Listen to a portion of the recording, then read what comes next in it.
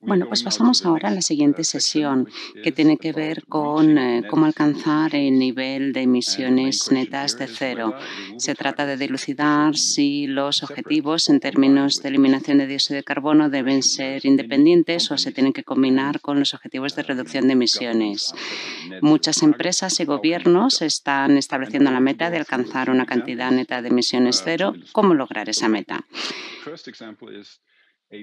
Un primer ejemplo tiene que ver con una empresa petrolera que compensa las emisiones de carbono con plantar árboles.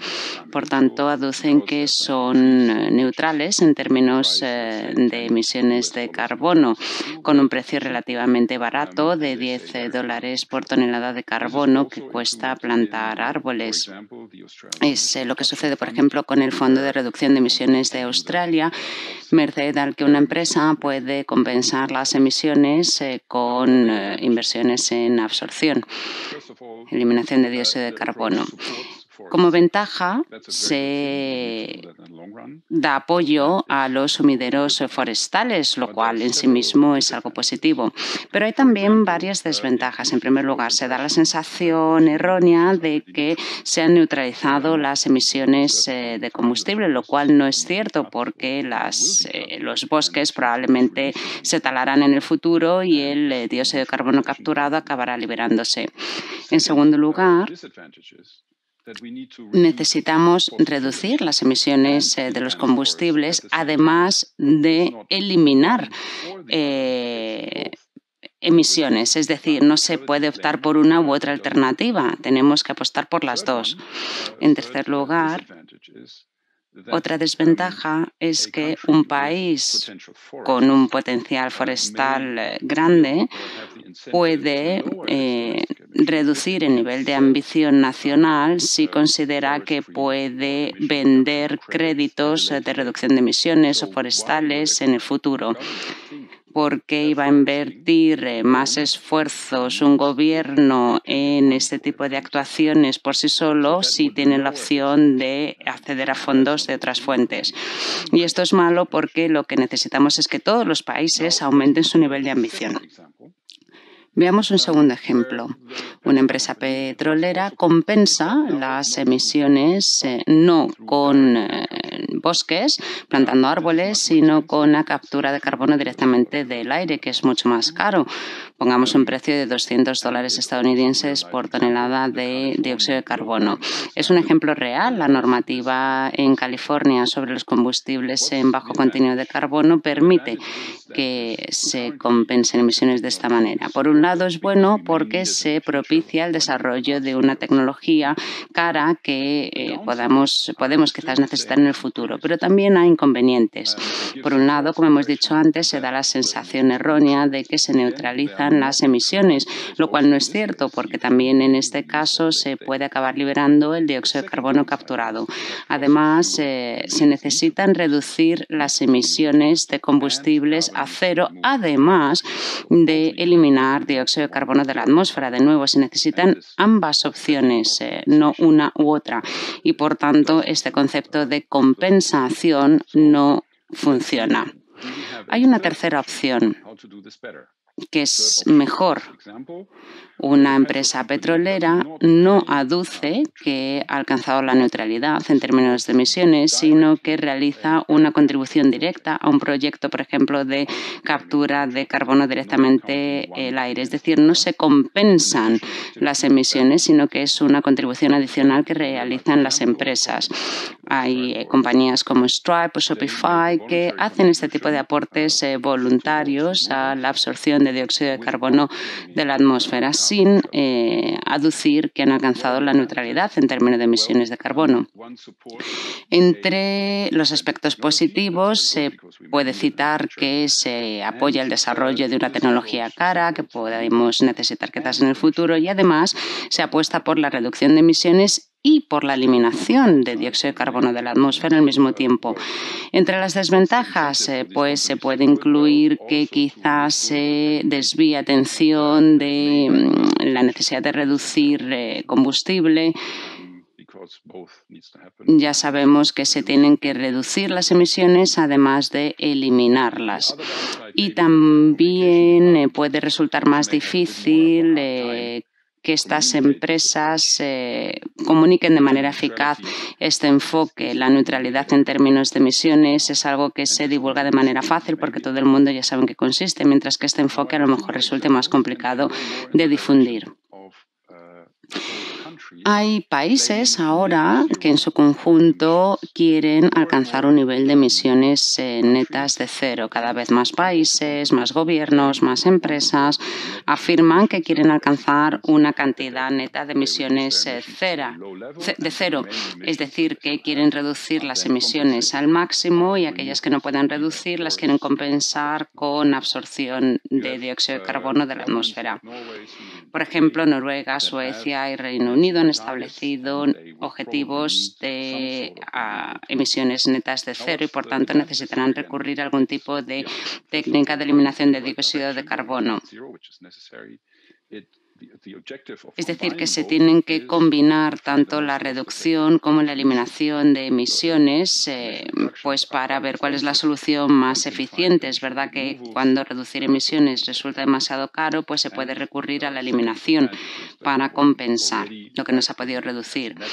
Y también este enfoque pues, propicia el desarrollo de técnicas para eliminar dióxido de carbono de la atmósfera, lo que se necesita para alcanzar emisiones negativas. Sin embargo, se puede desviar atención de la necesidad de reducir emisiones y que bueno, pues se acabe contando con que habrá la posibilidad de eliminar dióxido de carbono de la atmósfera más adelante. A largo plazo no es adecuado porque lo que se pretende es alcanzar un nivel cero de emisiones netas en todo el mundo, en todo el planeta. Por lo tanto, habrá un momento en que no se puedan compensar, se tienen que reducir todas las emisiones. También supone una desventaja el hecho de que parte del dióxido de carbono que se capture puede acabar liberándose en el futuro, sobre todo en sumideros forestales. Y, por tanto, ese nivel de emisiones cero pues, se convertiría en un nivel positivo de emisiones. Además, bueno, pues esto permite que haya emisiones residuales que hay que acabar eliminando. Lo más adecuado es establecer dos objetivos. Uno de reducción de emisiones para alcanzar un nivel de emisiones cero y también un objetivo distinto de eliminación de dióxidos de carbono. En virtud del Protocolo de Kioto y de la Convención Marco de Naciones Unidas para el Cambio Climático, hay la posibilidad de combinar estos objetivos, pero cada vez más hay países que establecen objetivos distintos para la reducción de emisiones y para la eliminación de dióxido de carbono. Hay ventajas claras, puesto que se establece una responsabilidad clara de reducir emisiones y de eliminar dióxido de carbono de la atmósfera. Además, se contempla una mejor preparación para el momento en que haya que alcanzar emisiones negativas. Y no importa tanto si el dióxido de carbono se acaba liberando después, puesto que no se ha utilizado para compensar emisiones no reducidas. Como inconvenientes, cabe citar que es difícil establecer pues metas claras y equilibradas de reducción por un lado y de eliminación por otro, pero cabe arguir que las ventajas son muy superiores a los inconvenientes en este enfoque. Una vez que tenemos metas distintas para reducción y para eliminación de dióxido de carbono, ¿cómo pueden lograr esos objetivos los gobiernos? Bueno, pues hay diferentes formas. Por un lado, los gobiernos pueden adquirir absorciones de dióxido de carbono a través de distintas tecnologías puestas en marcha por proveedores privados. De esa manera, habría una competencia que redundaría en las opciones más eficientes y más baratas. También los ingresos obtenidos por impuestos o por el precio que se establece a la tonelada de dióxido de carbono se pueden utilizar pues para distintas medidas. Otro enfoque tiene que ver con establecer la obligación para las empresas de eliminar dióxido de carbono a partir de un determinado tamaño, o nivel de facturación o un nivel de uso de energía.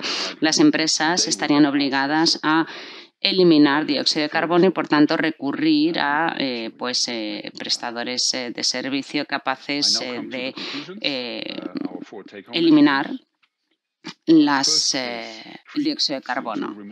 Como conclusiones principales, cabe establecer que necesitamos establecer objetivos distintos para la reducción de dióxido de carbono y para la eliminación de dióxido de carbono, potenciando distintas tecnologías, cada una de las cuales tiene también características distintas, por lo que necesitarían sus propias medidas de gestión. No se puede permitir que se compensen emisiones que no se han reducido, sobre todo porque el dióxido de carbono al final puede acabar liberándose y, por tanto, esa falsa impresión de compensación no es cierta, no se compensan emisiones. Además, se tiene que apostar por hacer contribuciones directas, dar apoyo económico directo a las eliminaciones de dióxido de carbono sin aducir que se están compensando emisiones o que se está alcanzando la neutralidad en términos de emisiones, puesto que la eliminación no es una alternativa a la reducción, es una contribución adicional. Se deben, además, establecer objetivos distintos de eliminaciones para eliminaciones y que sea distinto del objetivo de reducción. Así se apostará por ambas opciones, por reducir emisiones y por eliminar dióxido de carbono de la atmósfera. Y a la luz de los objetivos de eliminaciones, estas absorciones pueden adquirirse directamente por los gobiernos o se puede imponer una obligación a algunas empresas. Muchas gracias.